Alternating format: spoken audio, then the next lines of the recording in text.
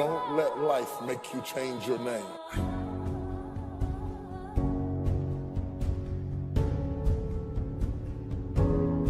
Talking about the danger of giving up too soon. Making bad decisions, trading, bartering off, giving up people, giving up relationships, giving up careers, giving up your life. You can't make good decisions when they come from a bitter heart.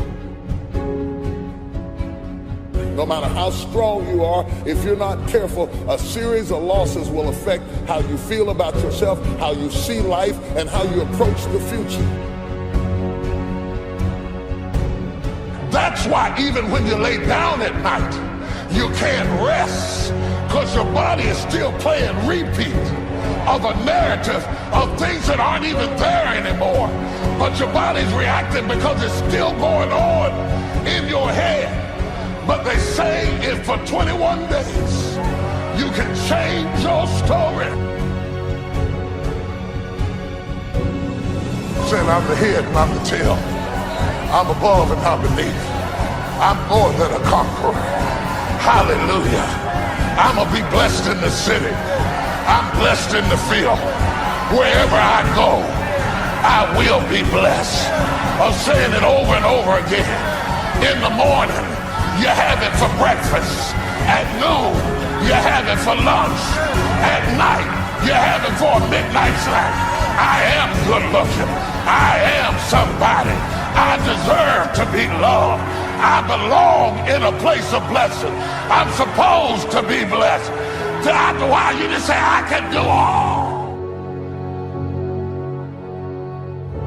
I've been going through 12 years of hell, 20 years of hell, 30 years of hell, 40 years of doubts, 10 years of insecurity, but I'm gonna break out.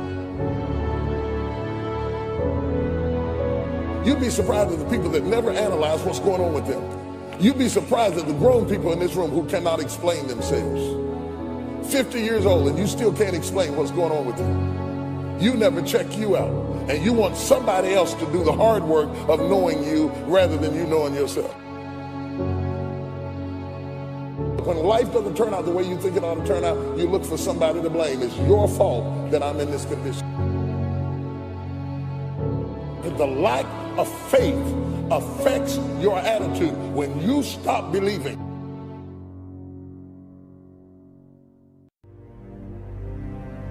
I will not face a giant without you. I will not make a major decision without prayer. I will not bring somebody into my life just because they please me.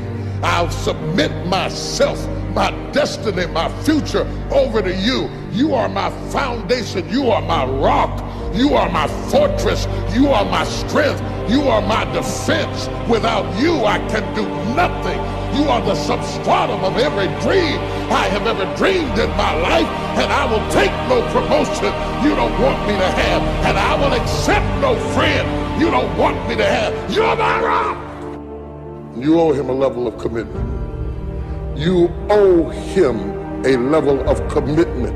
It's wrong for you to think that you're going to give an offering and God's going to bless a business you ain't committed to. Bless a marriage you ain't committed to. Bless you in school and you won't study. Bless you as a saint of God and you won't walk like a saint of God. Who do you think God is? Somebody playing in Vegas? God is not hitting a slot machine. God is a guaranteed, definite I am. The mighty God, oh sure blessing. He told Abraham, I swear I'm gonna bless you. Ain't no chance, ain't no doubt, ain't no joke about it. If I told you I was gonna bless you, I will open up the windows of heaven. Then wonder why I thought I'd be further than I am in days. Let me tell you why you are not further. It is not the devil, it is not witches, it is not demons, and it's sure God ain't haters. You are not any further than where you are right now because you have never thrown your whole self at anything in your life. You take a half-committed man and a half-committed trifling woman and put them together and they'll have some half-committed trifling kids and the whole house will be half-committed because children will be what they see. Stop fussing at your kids. They're a reflection of you. Your second commitment is to family, and it's a very important commitment. Through the storm and the rain and the heartache and the pain and the disappointment, you have to believe in the we and the us and not the me and the you, or you're not gonna make it. It's a commitment. It's not a feeling. You gotta come home when you're in love, and you gotta come home when you're not in love, or you're not gonna make it. And stay there till the love comes back. It's a commitment. Y'all don't want to hear real truth. You want to hear fairy tale Hollywood shake and bake stuff, but in reality, it's a commitment.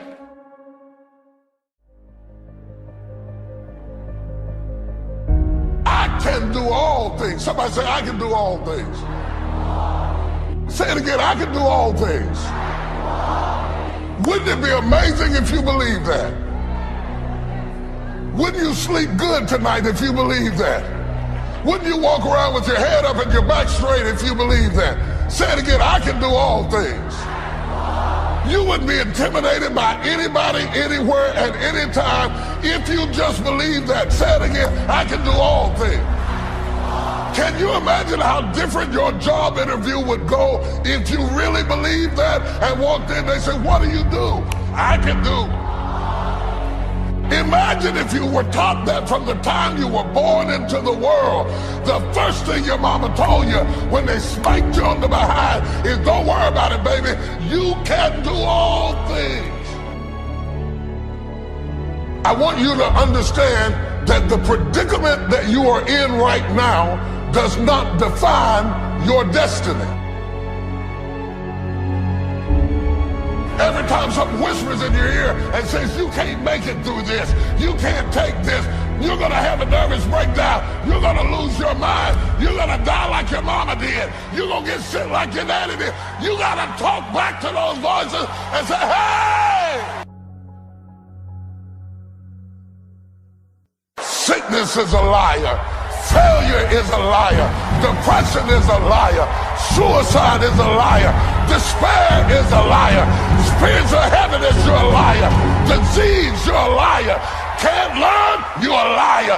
Can't read, you're a liar. Can't make it, you're a liar. Can't take it, you ought to call out every liar.